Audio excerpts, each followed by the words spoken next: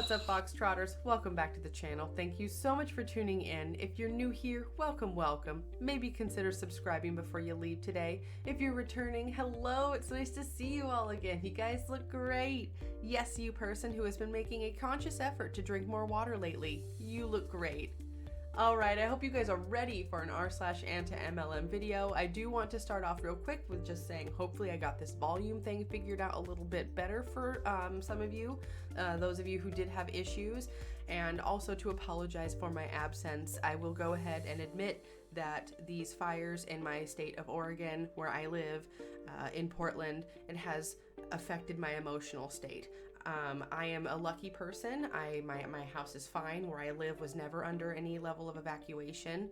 I do know people who had to evacuate, but at this time, they are all doing just fine. And as far as I know, so are their properties, and we are some of the lucky ones. There have been many people who have lost everything. We're talking their homes, their business, you know, their farms, what have you. And it's not just Oregon, it's Washington and California. It's the rains did come, but it's not over yet, and that's something that has kind of taken me for another little spin. So let's go ahead and look at some r/anti-MLM stuff, because I just need a change of pace, and maybe you folks do as well.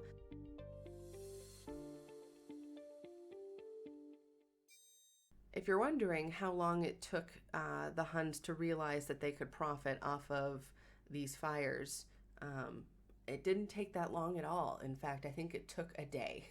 Okay, so this was posted on a horse group where people were asking about keeping their horses inside versus leaving them outside due to the terrible air quality in the Pacific Northwest, currently from the fires. I'm sorry, you're a what now? Okay, this is a Young Living post, and here we go. I'm a certified equine raindrop practitioner, someone that works with high-quality essential oils and horses.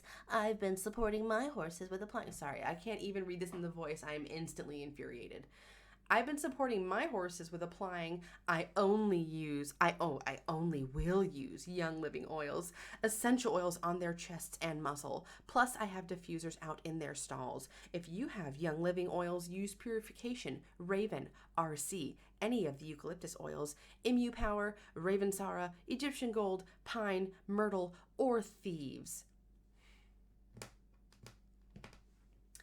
Sorry, I didn't mean to rap my nails on the desk there. Probably came across very loudly on the mic, but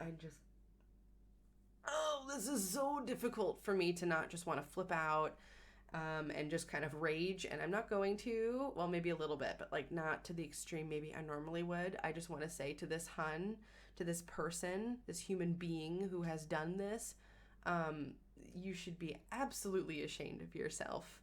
You need to go sit in the corner and you need to have a think. And you need to reevaluate your entire life's choices, because this is disgusting. And also, I'm sorry, the horses don't want your thieves oil rubbed on their muzzles. They don't. They don't want it. They don't. They want carrots and warm oat mash and other things and pets and blankets and lots of hay. Okay.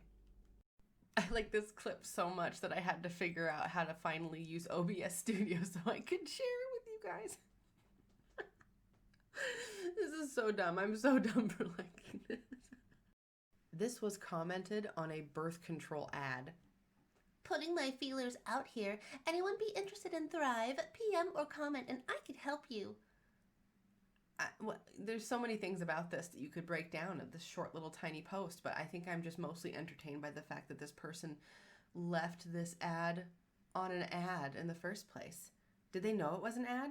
They don't care. Yeah, no, they don't care. I think they just post this stuff anywhere where they're able to post it. Like on Yelp, you'll probably go on Yelp and see things like this posted just randomly under like review of local hotel in small town. Save your strips. One of the awesome things about Color Street nail strips is that you can easily get multiple uses out of just one set of strips. But how do you save those extra strips? Simply place your leftover strips back in the original packaging and use a hair straightener to reseal the open end. Resealing does not guarantee fresh strips when opening again. A couple things from that, I guess. I guess maybe this is old-fashioned of me, but I think the idea maybe of reusing nail strips that you've like worn around the world and your house and touched and like, I don't know if you want to like reuse that. I don't know, maybe I just haven't opened my mind to that concept yet. But you know what I definitely don't like is at the very bottom saying resealing does not guarantee that the fresh strips or that they will be fresh when you open them again. So it's telling you to do this thing that could be potentially dangerous with a hair straightener. You might burn yourself, but guess what? It might not even be worth it because when you open them, they could be all what happens to nail strips? I've never bought them before. Do they just like dehydrate or something? If you've bought nail strips below and you know what happens to them when they quote unquote go bad, let me know below. I'm kind of interested. But either way, I thought this was a really arbitrary post for them to make. Save your strips, odd. And then 2, using a hair straightener to melt the plastic together, probably not a good idea. And then also, it might not work. Fun! Oh, Color Street. Today is such an exciting day. Never once did I think I'd ever say I'd go back to class, but today I start my studying for the Pure Romance Future Leaders program. I'm like sitting here surrounded by books for my fall term, just already completely overwhelmed for this entire next year I'm about to embark on. And I read this and I just want to smash my face into all these books. Make me so upset. I mean, I'm excited that they're going back to class, but this ain't it. And I feel really bad for them. And maybe they know it, maybe they're just boasting and they know it's a bunch of nonsense, but there is that small part of them, there is that small chance where this person is actually excited about going back to school for pure romance. Think about that. Think about that for a moment. Doesn't that make you suddenly very grateful for your entire life? Has anyone else seen this? I just wanted to share. It's kind of related, kind of unrelated. But anyways, I was scrolling through my YouTube feed and I saw this advertisement for waist trainers and thigh trainers. Hilarious. But anyways, are we back here with the waist trainers? I didn't realize that we'd circled all the way back around. We know these are ridiculous, right? We know this, right? Anyway, okay. Buddy went to some Primerica event, then sent me this. LOL. You need to get into it. You know a lot of people my mom wants to talk to about it. My mommy. One dude has been working for the company for 10 years and he's like 27. Wait, so he's been working since he was 17. Okay, and makes $1 million a year. I've met like a dozen people who make like $25,000 a month, bro. And another handful of people who make like $1 million a year. One of the founders here have a freaking car that parks itself. This guy talking was making $1,000 a month, and then 6 months later, when he started recruiting, working for this company, he was making $10,000 a month. Now he's making $1 million a year. I'm looking at the watch he has in right now, and that butch is shining. Oh, and you don't even have to work for this company full time. You can just be part time.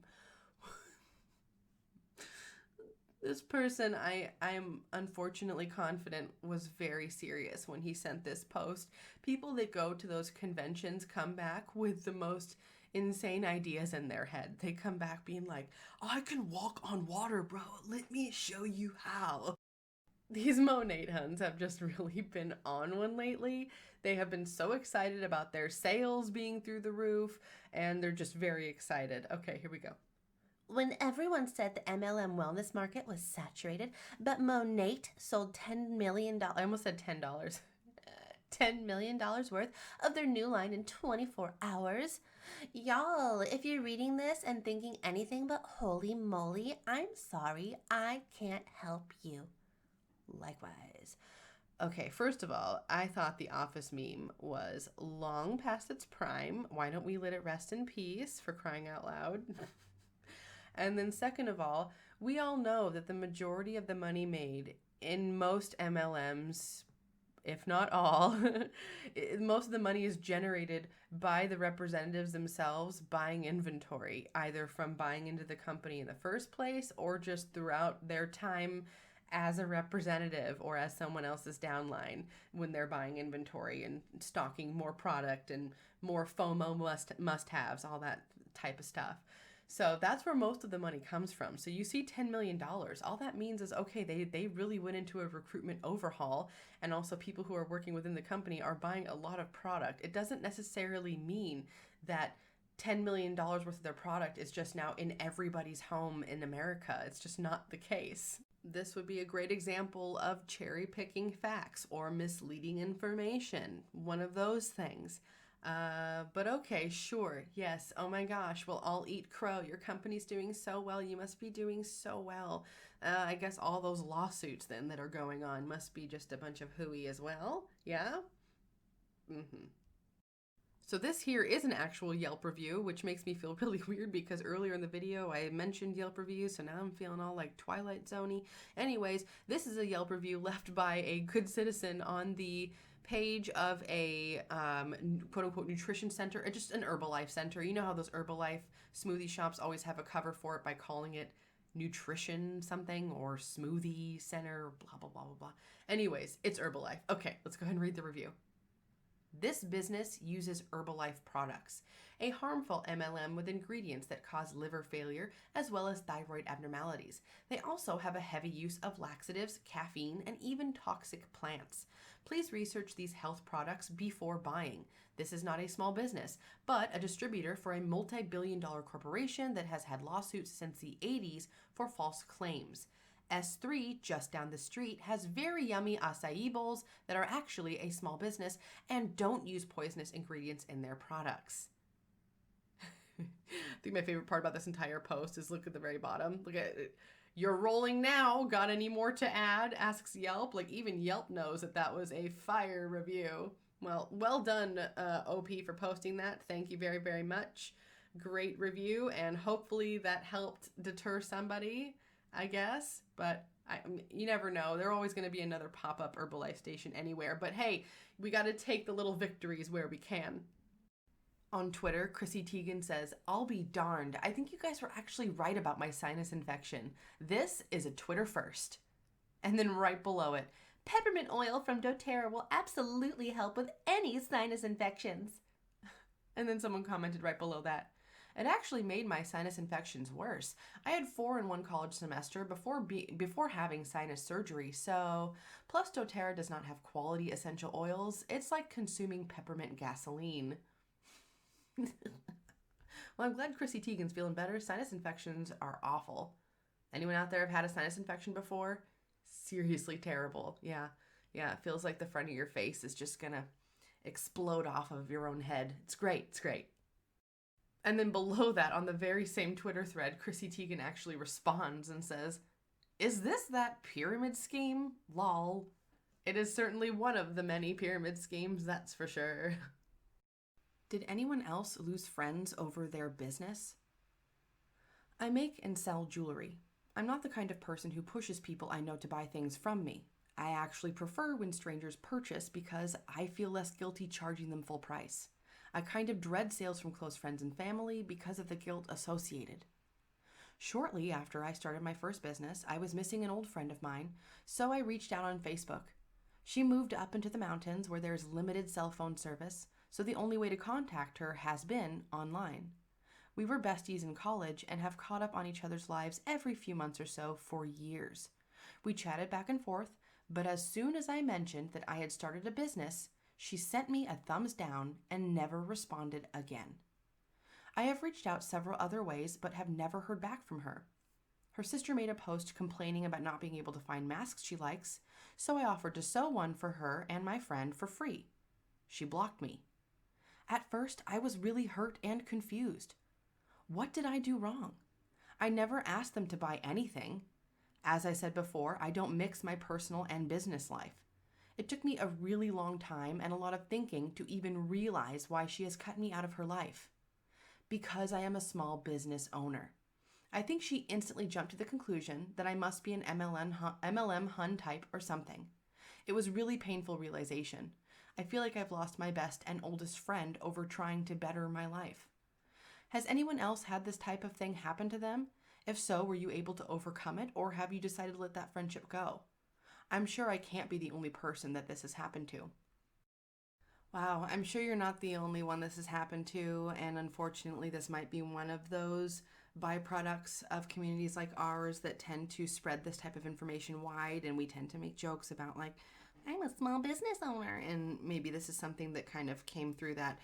And basically to answer your question, should you cut your friend off? I mean, if she's refusing to listen to you or even to give you a chance, well then she kind of did it for you. So yeah, maybe this is one of those things, better to let go than to worry about any longer, because you know the truth and that's all that matters. And maybe one day she'll realize it.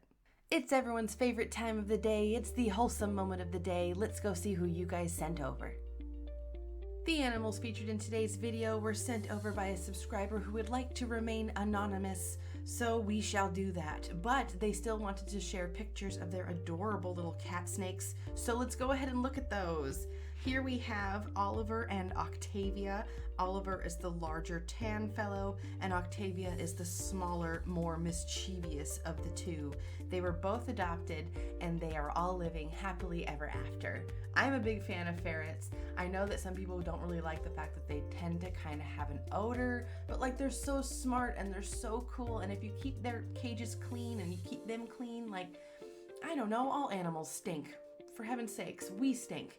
Anyway, thank you for sending in these photos. Super cute. Thank you so much for rescuing your adorable little cat snakes. All right, Foxtrotters, that's going to do it for me today. Thank you so much for tuning in. If you liked that video, please hit that like button down below. If you have any good comments or suggestions, please leave those down below as well. I love to hear what you guys have to say. I love interacting with you all. If you've not already, hit that subscribe button to become a Foxtrotter. Come join the den. Den Mother would love to have you. And special shout out to all of my patrons. You guys are fantastic people. All right, folks, I sincerely hope you are all doing well. I know these are trying times for just about everyone. 2020 has just been nuts. I don't know how else to put it. It's still nuts, and it looks like it's only going to get more nuts. So everybody hang on tight, be kind to yourself, and as always, folks, until that next video, take care.